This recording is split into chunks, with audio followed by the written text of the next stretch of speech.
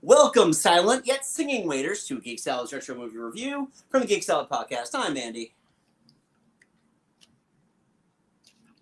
Oh, sorry. Get it? See there? See what I did there? Card. If you had a title card, it would have been great. I knew I forgot something. Oh, well. I'm Mike. So anyway, we are tonight continuing on with our look at classic era comedies.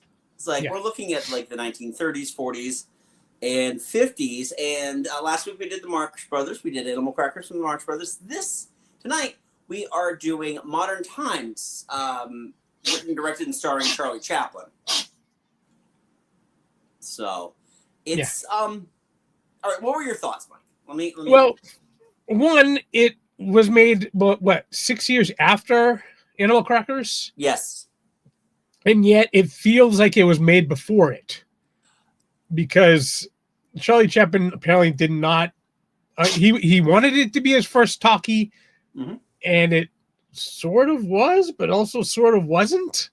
It's like I was expecting like everybody but him was going to talk throughout the entire movie, because when they set you up with the movie, the boss. Yeah. You can hear him. Yeah. But then they keep cutting to silent. The cards. They keep cutting to the dialogue cards. Yeah. And it was a little confusing. I mean, yeah, it the whole movie just feels like it doesn't want to commit to being either a silent movie or a talkie movie. It just bounces between the both. At very random times. Right. I mean, it doesn't have the same type of silent movie feel as something like Metropolis had when we watched that. No. I will say, though, and I was texting you yesterday when I was watching it, the opening of this movie gave serious Metropolis vibes. Yes. Yeah, and I mean, they're both a comment on, the industrial age, or the new industrial age that we were going through. Revolutionized by Henry Ford and the oh my God, I wanted to say the conveyor belt, but you know what I mean. The assembly line. Yes. And it's fun because I feel like it really highlighted Chaplin's physical community. Yes, big time. Yeah. I was like, for the most part, it seemed like he was more of reactionary. Like everything he was doing was kind of reacting to everything that was happening around him, rather than him being a comedy himself. That's the thing, and I feel like this is his thing with this movie, is that he was getting put into situations more so than putting himself into situations. He's working on the line, and he's just gotta do the adjustments. And then the thing with the automatic food. There were a few jokes in this one that I thought was like, okay, I get it. Let's end the joke. Like this, the whole waiter bit at the end, where near the end, where he's constantly trying to get the food to him, and they keep bringing back, and it's like, all right, I get it. Right. You didn't need a second song. Right. Well, 1930s audiences were starved for comedy, so Yeah. I mean, but the song really threw me. What I mean, I know was that actually the very first time you've ever heard Charlie Chaplin's voice film? I think it was. Either that, or it was someone else who sang, and they just dubbed it in. I suspect it was actually him. And he was a trained musician as well. I just watched a whole series on Tubi on movie composers. Yeah. And what happened was Chaplin got so involved in the process that he was firing his composers and doing it himself. Oh. So it wouldn't shock me if it was his voice or not. I didn't realize he knew Italian so well. Yeah, or he just memorized the Italian lines. Yeah. Yeah. I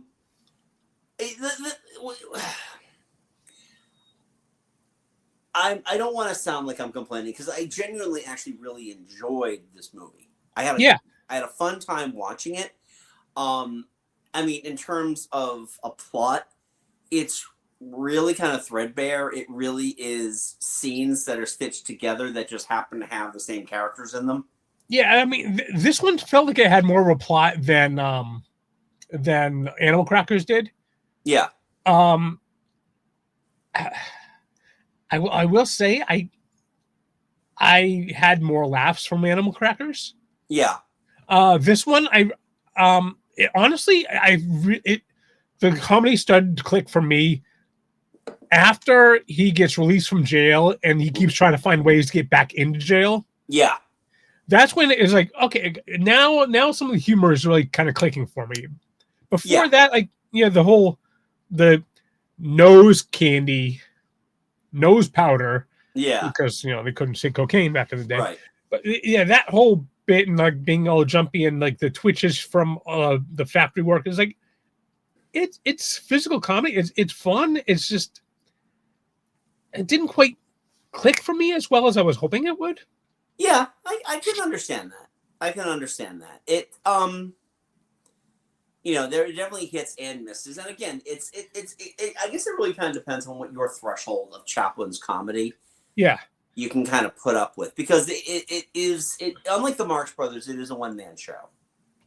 Yeah, I mean, kind of speaking off of that, it's like for me, like I said, the comedy really kind of clicked up, started clicking when he actually had Ellen or the gammon to play off of. Yeah, and actually, I really liked her. I thought she was a surprisingly strong female character for the 1930s. Yes, yeah, it's funny too. So her name is Paulette Goddard. I pulled her up on IMDb. She actually had a career after this. She just wasn't one of these Chaplin girls. She actually got nominated for an Oscar in I think 1943. Wow. Yeah. You know what? I can't say I'm terribly surprised though, because she, like I said, she was actually a really for a female character in a movie from 1936. Yeah. I was not expecting to get the kind of almost layers that she was given. Yeah, no, she was given a lot, and because her role is also silent, you are dealing more with the facial acting and the you have to emote more than someone who is a who's someone who actually still has to speak. Yeah. I thought that she was excellent. I really was invested in her story. Yeah. I find it a little odd that the juvenile police are coming after her. I also wonder where the heck they got that picture, that mugshot of her. Yeah. Because it looks like they just took it while she was throwing fish. Yeah, and it's like there were no cameras around. No. So where the heck did they get that picture? Whatever. Yeah, but it's one of those things. What's fun about the movie is that it does have a lot of aspects of a Horatio Alger tale. Where it's not exactly rags to riches, but rags to some semblance of stability until the end. Yeah. And then at the end, you still get you still get that message of hope that things are, as long as they're together, things are going to work out just fine. Yeah, and I'm sure eventually they might go looking for her sisters. Yeah. Or just leave them in the adoption where they'll never be seen again. Exactly. Yeah. What's funny to me too, and this is just kind of a common thread throughout the Chaplin tramp movies, is that he's playing a character called the Little Tramp. Yeah. Who is essentially the actor because he's not billed as the Little Tramp in this. He is billed as a factory worker. Yeah. Just kind of like Ellen is a gammon. It's just like everybody doesn't have a name; they have a title. Yeah. Yeah. Very few people in this one actually had names. Yeah. So it's interesting though, because I kind of think about that, like there, it's, an actor playing a part, and that part is playing a character. Yeah, I think like the sheriff had a name, Sheriff Cooler. Yeah. There was Big Bill, the guy at the factory who was actually he kind of robbed the store at the end. Yeah. I find it funny too that he was actually very very happy to see him. Yeah. Considering all the headaches that was put through. Yeah. But yeah, I mean, I'm just looking at their Wikipedia page, and there's like cafe proprietor, mechanic, president of the company, the father, cellmate, minister, minister's wife. Yep. It's just like, a lot of titles, not too many names. Yeah.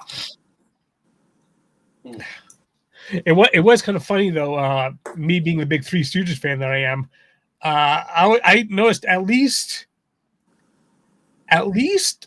four or five people in this one that actually appeared in several, at least one, if not many, more Three Stooges shorts. Yeah.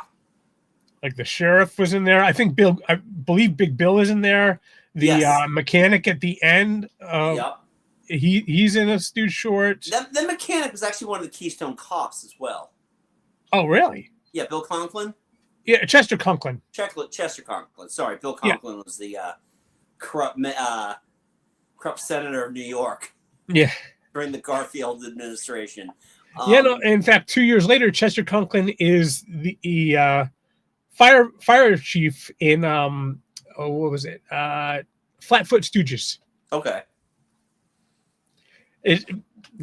I'm like I said, I'm a massive Stooge fan. I know.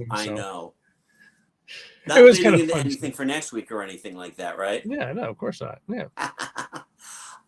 Yeah, I mean, it's tough to talk about this movie in terms of, cinematically, I think for black and white, nice silent film, I think it looks great. Yeah. I mean, you and I both watched it on Max too, so it's like it had a nice clean restoration to it. It didn't have but again, it's a silent film also, so they weren't really running a lot of audio on set. Yeah, like they did with say the Marx Brothers, where you kind of hear a little bit of ancillary noise, in the background. I mean, like the part where he's like roller skating in the on the third floor, and he's got that that drop there. Yeah. It's like, I actually had to look up whether or not that was a matte painting, because that was a really, really nice matte painting. Yeah. And it was a matte painting. Yeah. It's interesting too, because I haven't watched a lot of Chaplin's movies. This has been officially my very first Chaplin movie, so that's kind of cool. Okay. And it's just interesting watching how well he can hold this whole thing together. I mean, again, once they introduce the Gammon and they put them together, it makes things it really kind of makes the story flow a little better. There's more than just you're just dealing with more than just scenes. But overall, I really enjoyed this. I had a good time watching it. It's not something I constantly go back to, but no, but it.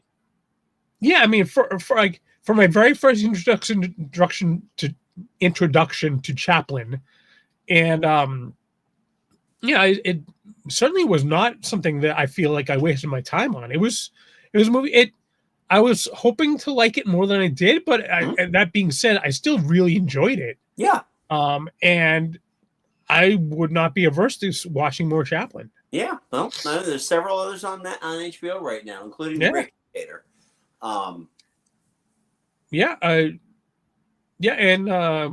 Great Dictator came out in 40. Yeah. And we're actually going to have a connection with that next week. Exactly, next week. Yeah. So I don't know how much else I have to say about this, other than I really, I firmly endorse it if you're looking for something different to watch. Yeah. There's a bunch of Chaplin movies on HBO right now. Definitely check those out. This one it's not terribly long. It's an hour 20 plus. Hour and a half.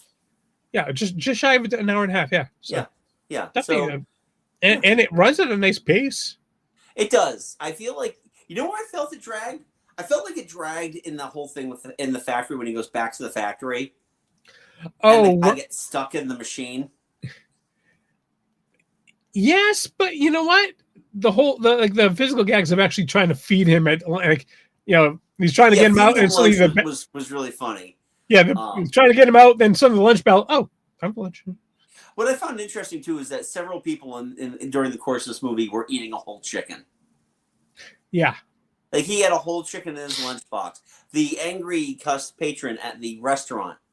Yeah, waiting an hour. A whole chicken. Waiting an hour for a duck dinner. I mean, you know, if I'm at a restaurant for an hour and haven't been served yet, I'm leaving. Yeah, well, I mean, you know how long it takes to cook duck? Especially in the 30s, yeah. Well, yeah, not only that, but duck it's like roasting a chicken. You just don't you can't microwave a whole chicken, you know? Especially not before microwaves were invented. No, exactly. Well, they were, but they, tantamount to X-rays at that point. Stand in front of that, you can see the back of your ribs. So, all right. Well, I mean, yeah, short and sweet on this one. This was because this is a short and sweet movie. I enjoyed it. I put 4 stars. I gave it 4 stars on my Letterboxd. So 4 out of 5. 4 out of 5. Yeah. Okay. Yeah, I give it 3.5. Okay. Yeah. And I'm ruthless on my scoring on Letterboxd too. You should see. So you should see what I just put up one, and Tron Ares and heavy metal. Oof. But we could talk about those later. We're not good. You're not going to see a review for Tron Ares, by the way. Sorry. That's one I do want to watch, though. Yeah, we can talk about that offline because. Yeah. Okay. All I can say is there is way too much Jared Leto in this Jared Leto movie. So anyway, we want to know, what are your thoughts on Modern Times? Are you a fan of Chaplin's? Is this your favorite Chaplin movie, or do you have another one? Leave that comment below. Let us know. Also, don't forget, thumbs up, like the video, subscribe. You know the deal with YouTube. And if you like what we do, Mike and I host a little podcast called Geek Salad. You can check that out wherever you get your podcasts. We will, on our Blue Sky, at Geek Salad Radio, on Blue Sky, we actually announce when we're going live in the StreamYard stream, so we can get your feedback. We got some great feedback on last Tuesday's episode. Yep. You'll get the pro version of that with all the audio drops coming out very soon. And then we get like our mammoth two episode show coming up pretty soon as well, which I'm excited for. That should be interesting. But yeah, back to the socials. We are on Facebook, Geek Salad Podcast, and on Blue Sky at Geek Salad Radio. If you're already subscribed here, you can also get the audio for the show. You can also get these reviews, which we do every week. So until next time, I'm Andy. I'm Mike. Go forth and be nerdful. We'll talk to you later.